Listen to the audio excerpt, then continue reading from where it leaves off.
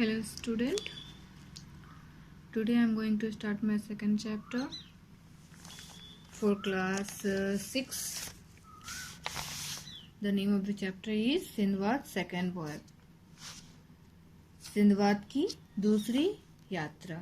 इस स्टोरी में हम सिंधवाद एक जहाजी था जो कि जहाज से समुद्र की यात्रा किया करता था. एक आइलैंड से दूसरे आइलैंड पे वो जाता था, उसकी स्टोरी है और ये उसकी दूसरी यात्रा के बारे में है. तो शुरू करते हैं. After finishing my first voyage I had come to Baghdad to leave there forever. मतलब अपनी पहली यात्रा खत्म करने के बाद मैं बगदाद हमेशा के लिए रहने आ गया. But my desire applied me to see more countries and cities, so I ordered my colleagues and merchants to go on a second voyage.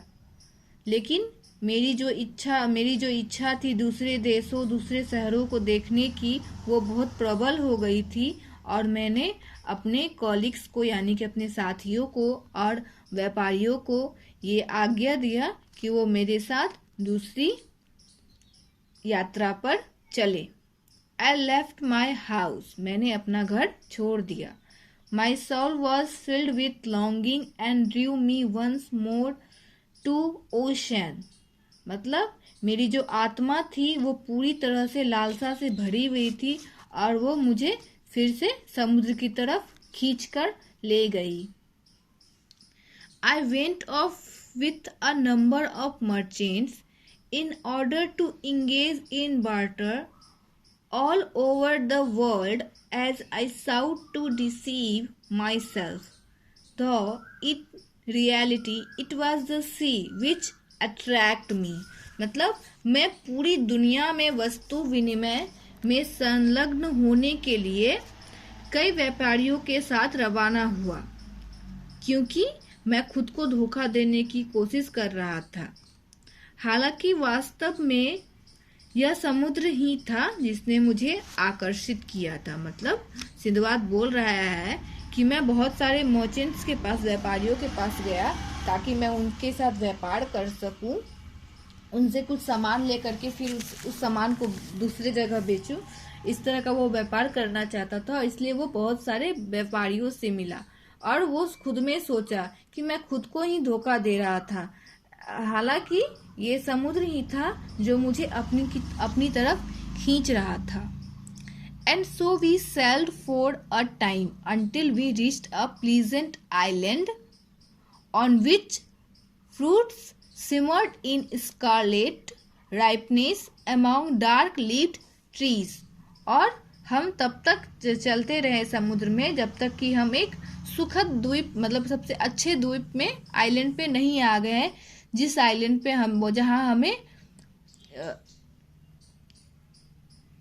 जहाँ के पेड़ गहरे लाल रंग के फलों से जगमगा रहे थे. वे लोग ऐसे आइलैंड पे रुके जहाँ के जो पेड़ थे वो पूरी तरह से गहरे लाल रंग के फलों से ढके हुए थे.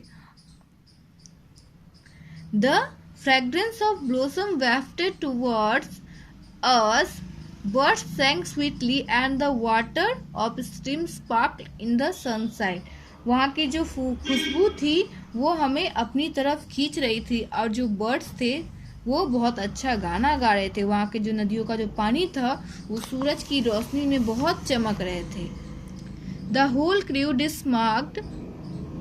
और सारा क्रू वहाँ पे उतर गया. जितना भी जहाज में लोग थे सब वहाँ पर उतर गए उस आइलैंड पे.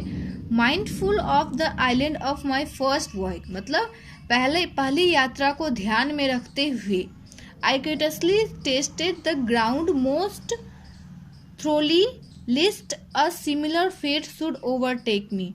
अपनी पहली यात्रा को ध्यान में रखते हुए उसने जमीन का बहुत ही नज़दीक से परीक्षण किया ताकि उसका जो भाग्य है वो उसे सही सलामत आगे की ओर ले जाए.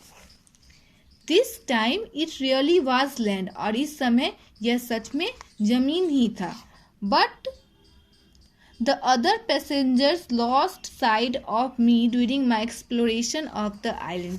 लेकिन बाकी जो पैसेंजर्स थे यानी कि इसके जो साथी थे वो पीछे छूट गए हैं। जब ये जमीन को देख रहा था, जमीन का परीक्षण कर रहा था, उस दौरान बाकी के साथी जो थे वो पीछे छूट गए और ये बहुत आगे निकल गया था। ठीक है। No sooner had I become aware of new danger than it was already too late. जल्द ही मैंने एक नए खतरे का आभास हुआ इसको, लेकिन बहुत देर हो चुकी थी। My captain had raised anchor believing that I was in my cabin. इसका जो कैप्टन था वो जहाज लेकर चला गया ये सोच करके कि मैं जहाज में हूँ, ये सोच करके सारे क्रू मेंबर जितने भी लोग इसके साथ आए थे सब इसको छोड़ करके चले गए। And so I found myself once again at the mercy of the sea devil who had imprisoned me on a lonely island of his infinite kingdom. और मैं पुनः समुद्र किनारे जो आइलैंड था उस आइलैंड में फिर से बंदी बन गया। I bitterly regretted having left Baghdad. और मैं बहुत बुरी तरीके से इस बात को बहुत ही बुरा लग रहा था उसे, इस बात बहुत रिग्रेट कर रहा था कि आखिर मैंने बगदाद क्यों छोड़ा। Having gone to sea again and having thrown myself upon to new misfortune. मतलब मैं फिर से समुद्र में आया और मेरी दुर्भाग्य ने मुझे फिर से पकड़ लिया। From the top of a high tree, I looked to the left and right. और वो जल्दी से एक बहुत ही ऊंचे पेड़ पर चढ़ गया और इधर उधर वो लेफ्ट राइट की तरफ देखा। On studying the landscape closely, I noticed a large white object in the distance. और ऊंचाई से उसने जब लैंडस्केप यानी कि धरती को देखा, भूदृश्य पूरा जब उसने देखा नजदीक से, तब उसने नोटिस किया, उसे लगा कि एक बहुत ही लार्ज व्हाइट ऑब्जेक्ट कुछ दूरी पे, बहुत ही सफेद रंग का कोई वस्तु बहुत दूरी से उसको दिखा। I climbed down from the top of the tree and made my way toward the shining object. और वो पेड़ पर से नीचे उतरा और जहां पर उसे वो व्हाइट ऑब्जेक्ट दिखा था, सफेद वस्तु दिखी थी, उस तरफ वो चलने लगा। And behold, it was white dome of considerable size towering me into the sky. और जब वो वहां पहुंचा तो उसने क्या देखा? एक सफेद रंग का गुम्बद देखा जो कि बहुत ही बड़ा था, इतना बड़ा था कि लग रहा था जैसे कि वो आसमान को छू रहा है। While I was still puzzling so as to what that colossal building could be to which I could find no entrance. और मैं बहुत पूरी तरह से वो पजल था, उसे समझ में नहीं आ रहा था कि ये जो इतना विशाल बिल्डिंग टाइप उसे जो दिख रहा था, लेकिन उसे उस गुम्बद जो दिख रहा था, विशाल गुम्बद, उसमें उसके एंट्रेंस यानी कि प्रवेश का कोई रास्ता उसे नजर नहीं आ रहा था। वो चारों बगल घूमा लेकिन उसे प्रवेश का रास्ता नजर नहीं आया। The sun began its descent and night its approach. और जो सूरज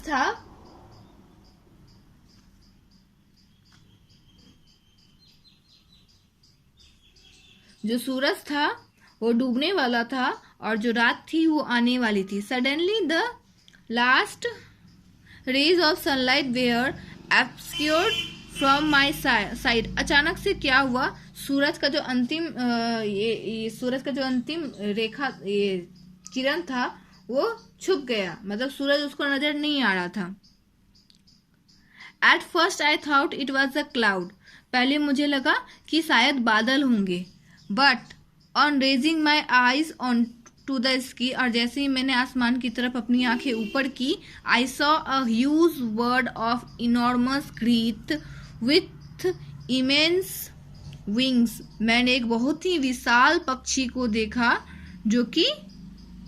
जिसके जो पंख थे वो बहुत ही विशाल थे।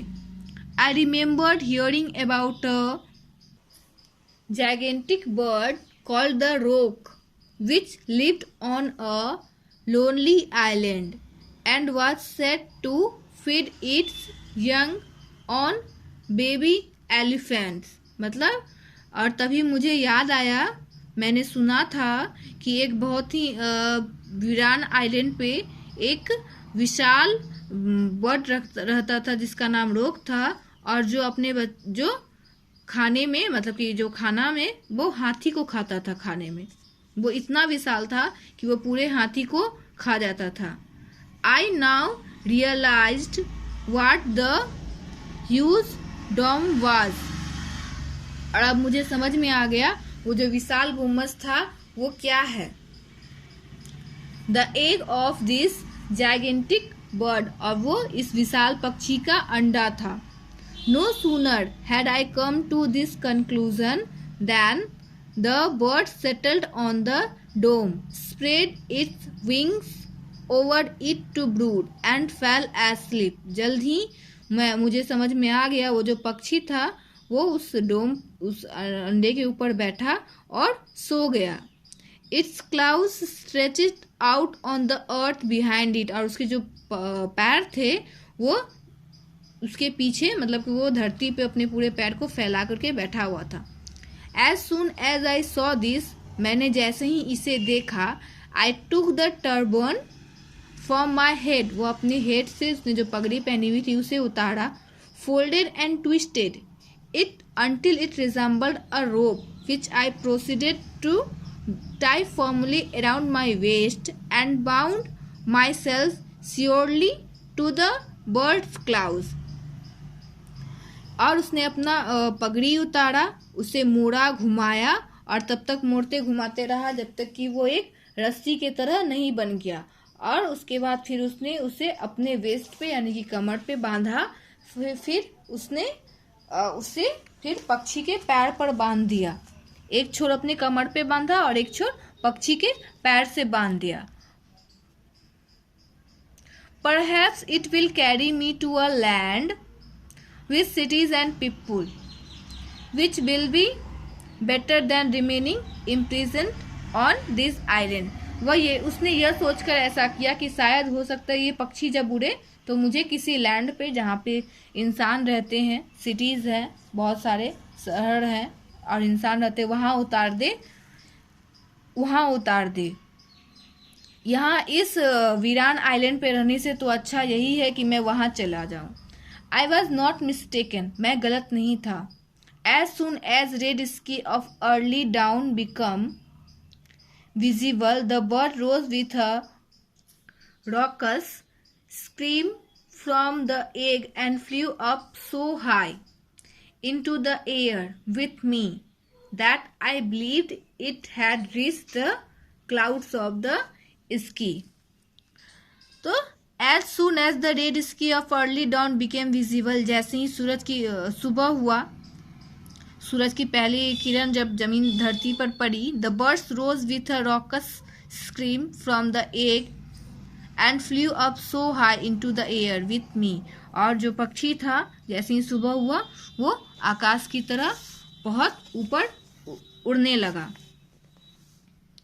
It had reached the clouds of the sky, और वो बादलों बहुत आकाश में बहुत ऊंचा उड़ने लगा था। Soon it flew slowly down, bearing me toward the water. जल्दी वो मुझे लेते हुए, मतलब कि वो तो क्लाउड्स में बंधा हुआ था, पानी के ऊपर से गुजरा था bird. Finally landing on the summit of a high mountain which rose out of a foaming seas. और उसने मुझे एक बहुत ही ऊंचे शिखर पर, पहाड़ के शिखर पर छोड़ दिया जिसके नीचे समुद्र था। As soon as I reached the ground, I hastened, trembling, to untie my turban from its clouds. और जैसे ही मैं जमीन पर पहुंचा, मतलब उस शिखर पे, उस पहाड़ के शिखर पर पहुंचा, वो जल्दी से अपना पगड़ी वहां से खोलने लगा पक्षी के पैर से। The bird had not noticed me and I was able to make my escape. और जो पक्षी था वो उसे नोटिस नहीं कर सका और वो वहां से बच गया, उस पक्षी से बच गया। The bird seized something in its claws and ascended with it into the heavens. वो जो पक्षी था वो अपने क्लाव में कुछ पकड़ा और कोई चीज वो अपने पैरों से उठाया और फिर वहां से वो चला गया.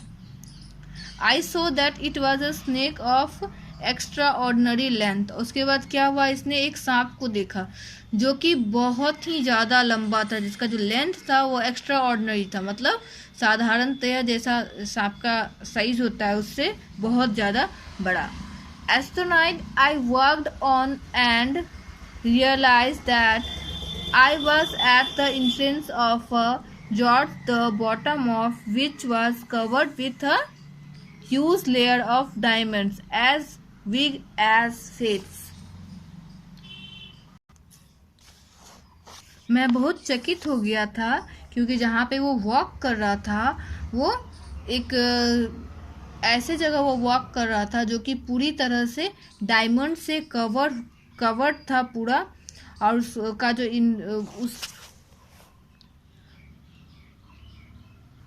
और वो उस प्रवेश द्वार पर खड़ा था जिसके अंदर बहुत सारे डायमंड्स पड़े हुए थे. The glitter hurt my eyes, और उसकी जो डायमंड्स की जो चमक थी उसकी आंखों को हर्ट कर रही थी, मतलब आंख उसका धुंधला हो रहा था. So I crept in with my eyes shut and picked up as many gleaming jewels as I could fit into my pocket. उसके बाद वो वहाँ से रेंगता हुआ बाहर की तरफ निकला और रेंगते हुए वो जितना भी डायमंड्स उठा सकता था, जितना भी डायमंड वो अपने पॉकेट में भर सकता था वो उतना वो उठा के भर लिया. Only then did I hear rustling and hissing all around me. और जैसे ही वो वहाँ से बाहर निकला उसने क्या देखा, एक बहुत ही फुफकारने की आवाज़ सुनी. I quickly opened my eyes and saw to my horror that the narrow valley was spilling over with the snakes and vipers. और जैसे ही उसने अपनी आंखें खोली उसने क्या देखा, वो जो पूरी घाटी थी, घाटी बहुत संकरी थी और पूरी घाटी में सिर्फ सांप ही सांप थे. Every one of which was as long as a palm tree, और सब इतने नारियल के पेड़ से भी बहुत ज़्यादा लंबे थे. It was a miracle that I had escaped from this hideous monster. और ये जादू ही था कि मैं वहाँ से उस मॉन्स्टर से बचकर निकल गया जो कि बहुत ही ज़्यादा भयावह थे. Now I knew where the rock bird found its food. और अब मुझे पता था कि वो जो रॉक पक्षी था उसे अपना खाना कहाँ मिलेगा. When I reached the top of the mountain, और जब मैं माउंटेन के ऊपर जो टॉप पहाड़ का सबसे ऊंचाई पर पहुंचा, and stood there breathing in the fresh air, having so narrowly escaped death. और जैसे वो वहाँ पहुंचा वो फ्रेश एयर ब्रीथ किया और ये सोचा कि मैं उस वैली से, मौत का जो वैली था, मौत की जो घाटी थी, वहां से वो बचकर आ गया. I was overjoyed to see a frigate sailing toward the island. और वो बहुत ज़्यादा खुश हो गया जब उसने देखा कि समुद्र की तरफ से कोई आ रहा है उस आइलैंड पे. There were merchants on board, or rather adventurers who did not make a very favorable impression. और उसने क्या देखा कि सामने से समुद्र की तरफ से व्यापारियों का कोई झुंड आ रहा है या फिर कोई एडवेंचर करने वाला कोई ग्रुप होगा, वो उधर से आ रहा है. They had heard of the treasure to be found on the island and said they had come to look for them. और उसने बताया कि मैंने सुना है, उस व्यापारियों का झुंड ने बताया कि उन लोगों ने यहाँ पे खजाने के बारे में सुना है और वो उसे ही लेने आ रहे हैं. Knowing the ungratefulness and greed of man, I did not tell them of my discovery. और जब मैंने जाना कि वो लोग यहाँ खजाने के लिए आए हैं और वो लोग अच्छे लोग नहीं हैं, लालची हैं, तो मैंने उसे अपनी वो उसके साथ जो कुछ भी हुआ वो सब नहीं बताया। And assured them I had been endeavoring to find the treasure for the past month, but that despite all efforts and resourcefulness I had found nothing and was convinced it was a foolish fairy story।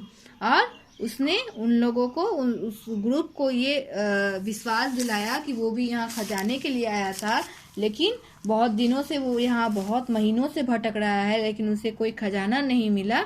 और उसने उन लोगों को विश्वास दिलाया कि ये एक काल्पनिक कहानी है और कुछ नहीं। They believed me, sailed away and brought me home. और वो उसकी बातों पे विश्वास कर गए और वो उसे लेकर के वापस घर आ गए। The sea devil had failed in his second attempt to trap me. The booty I had managed to wrest from him came to 100 times my entire fortune। और उसने बोला कि जो सी डेविल था, यानी कि समुद्री डेविल था, समुद्री राक्षस था, वो इस बार भी उसे कैद करने में, उसे फंसाने में नाकाम रहा और मैं वापस किसी तरह से घर आ गया। This is the story of Sinbad second voyage. इसमें ये हुआ था कि सिंदबाद जब अपनी पहली यात्रा करके वापस आया था तो उसे फिर से समुद्र की तरफ जाने का मन हुआ और वो निकल पड़ा। वो व्यापारियों के कुछ झुंड को अपने साथ लेकर के गया था और जब वो लोग एक ऐसे आइलैंड पर रुके जहाँ बहुत सारे पेड़ पे बहुत सारे फल लगे हुए थे। वहां का नदी का पानी बहुत ज्यादा सूरज की रोशनी में चमक रहा था। तो ये जो सिंदबाद था वो अपने पहली यात्रा को ध्यान में रखते हुए वो क्या किया, अपने व्यापारियों को पीछे छोड़ करके वो जमीन का परीक्षण करने लगा और वो बहुत आगे निकल गया। और जो व्यापारी लोग थे वहां कुछ देर आराम किए और फिर वो लोग सोचे कि जो सिंदबाद है वो जहाज में ही होगा। ये सोचकर वो लोग सिंदबाद को वहीं आइलैंड पे छोड़कर चले गए। और जब सिंदबाद को ये पता चला कि सब उसको छोड़ करके चले गए तो वो बहुत गुस्सा करने लगा और खुद को कोसने लगा कि आखिर वो बगदाद छोड़कर क्यों आया। वो सोच ही रहा था ये सब कि तभी उसने एक ऊंचे पेड़ पे चढ़ गया और वहां से देखा तो उसे एक सफेद रंग का गुम्मज टाइप का कुछ दिखा। पेड़ से उतरा वो और उस तरफ चला गया। जब वो उस तरफ गया, उसके पास पहुंचा तो उसे वो बहुत बड़ा गुम्मज लगा जो कि लगभग आसमान को छू रहा था, ऐसा देखने से लग रहा था। तो उसने उसके चारों तरफ उसकी परिक्रमा की, तब उसे और उसके अंदर जाने का रास्ता ढूंढा, लेकिन उसे कोई रास्ता नहीं मिला। अचानक से उसे एक पक्षी नजर आता है। तब उसे एक कहानी याद आती है जो उसे बताया गया था कि एक वीरान आइलैंड पे रॉक नाम का पक्षी रहता है जो कि हाथियों को खाता है। वो समझ गया कि ये वही पक्षी है और ये व्हाइट कलर का जो गुम्मज था वो और कुछ नहीं, उस पक्षी का अंडा है। जैसे ही वो पक्षी उस अंडे के ऊपर बैठता है, इसके दिमाग में एक आइडिया आता है। ये क्या करता है, अपना पगड़ी उतारता है और पक्षी के पैर में बांध देता है और खुद को भी उससे बांध देता है। और जब सुबह होता है तो पक्षी इसको लेकर के उड़ जाता है और उड़ते हुए वो लोग एक पहाड़ पर पहुंच जाते हैं। और वहां पर जब पक्षी लैंड करता है तो सिंदबाद बिना पक्षी के नजर आए वो पगड़ी खोल देता है और वहां से बचकर निकल जाता है। लेकिन क्या होता है, फिर जैसे ही वहां से बच करके वो आगे जाता है तो उसे क्या नजर आता है, बहुत सारा सांप। वहां पे जिस गुफा में घुसा था वहां पे सिर्फ सांप ही सांप था, लेकिन वो जो गुफा था वो पूरी तरह से हीरे जवाहरात से भरा हुआ था, जिसके चमक से उसकी आंखें बहुत ही दर्द कर रही थी। इसलिए उसने अपनी आंखें बंद कर ली और वहां से रेंगते हुए धीरे धीरे वो सांपों के बीच से रेंगते हुए वो बाहर निकलने लगा। और रेंगते समय उसे जितना भी हीरा जवाहरात मिल रहा था वो अपने मुट्ठी में भरते जा रहा था और अपने पैकेट में जितना रख सकता था वो रखते जा रहा था। वहां से निकलने के बाद वो पहाड़ के सबसे ऊपरी शिखर पे पहुंच गया और खुद के भाग्य को शुक्रिया करने लगा था कि मैं उस मौत की घाटी से बच गया। तभी उसे क्या नजर आता है, उस घाटी से सामने समुद्र की तरफ से उसे कोई जहाज नजर आता है जिसमें व्यापारी लोग थे।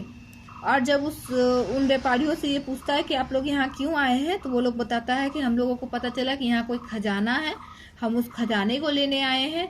तो ये समझता है कि अगर इन लोगों को पता चलेगा कि मेरे पास भी खजाना है और हम वहाँ से आ चुके हैं सांपों का उस घाटी से, तो ये लोग तो वहाँ जाएंगे ही, मेरा बात नहीं मानेंगे। तो इसने इतना दिमाग लगाया और बोला कि मैं यहाँ महीनों से भटक रहा हूँ, लेकिन मुझे यहाँ कोई खजाना नहीं मिला, ये बस एक बकवास है, कोई ऐसी कोई काल्पनिक कहानी है और कुछ नहीं।